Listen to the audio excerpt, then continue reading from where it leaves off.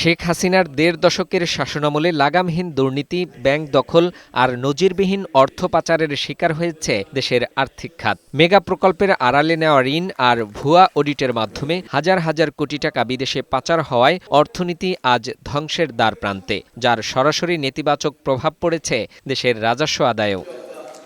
এমন এক বিপর্যস্ত প্রেক্ষাপটে আর্থিক অস্বচ্ছতার বিরুদ্ধে ঐক্যবদ্ধ অবস্থান গড়তে রাজধানীর প্যান প্যাসিফিক সোনারগাঁওয়ে সেমিনারের আয়োজন করে ফাইন্যান্সিয়াল রিপোর্টিং কাউন্সিল FRC, যেখানে ব্যবসায়ী ও বিশেষজ্ঞরা বলেন, দুর্বল অডিট, স্বজনপ্রীতি ও রাজনৈতিক চাপে আর্থিক প্রতিবেদনগুলো এখন বিশ্বাসযোগ্যতা হারিয়েছে। সংকট উত্তরণে FRC-কে স্বাধীন ও প্রযুক্তি নির্ভর করার দাবি জানান তারা। আমরা যেমন স্বচ্ছ অ্যাকাউন্টিং আমরা উপস্থাপন করতে চাই আমাদের প্রতিষ্ঠানগুলোর থেকে, একই সাথে আমরা চাই পলিসি মেকাররা এমন পলিসি করবেন যেটা বাস্তবায়নযোগ্য।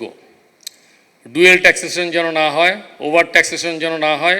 এই বিষয়গুলো যদি দেখেন তাহলে সবাই স্বচ্ছ অ্যাকাউন্টিং তৈরি করার ক্ষেত্রে অনুপ্রাণিত হবেন এবং সেটার উপর ভিত্তি করেই আমরা একটা শক্ত অর্থনৈতিক ভিত্তি লাভ করব।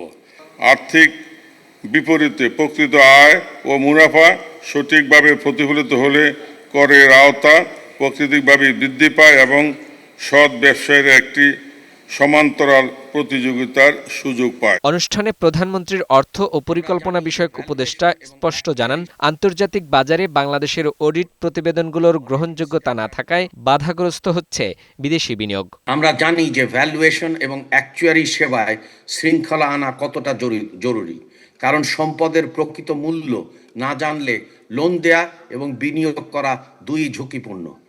এবং বাজারের যে অংশীদারদের অর্থাৎ অংশীজনের সুরক্ষা দিতে, বিশেষ করে ছোট বিনিয়োগকারী থেকে বড় প্রাতিষ্ঠানিক বিনিয়োগকারী সবাই নিরাপদ থাকবেন।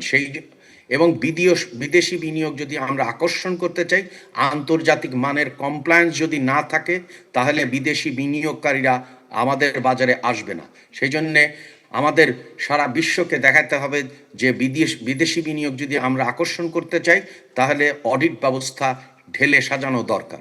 এ সময় প্রধান অতিথির বক্তব্যে অর্থমন্ত্রী বলেন, দেশের অডিট ও আর্থিক তদারকির ব্যবস্থা প্রায় অকার্যকর হয়ে গেছে। স্বচ্ছ ও জবাবদিহিমূলক অর্থনৈতিক কাঠামোর দিকে যেতে কাজ করছে তার সরকার। Have very serious deregulation in the capital market, in the financial market, in the NBR,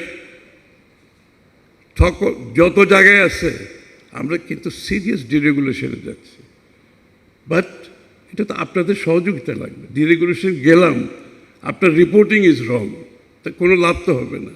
আমরা যেটা অ্যাচিভ করতে চাচ্ছি, একটা এনভায়রনমেন্ট ক্রিয়েট, দেশের domestic investment, foreign investment, foreign fund managers, এদেরকে এই জায়গায় আসতে হলে তা আমরা সবাই মিলে আমাদের পক্ষ থেকে সবাই দায়িত্ব পালন করতে হবে।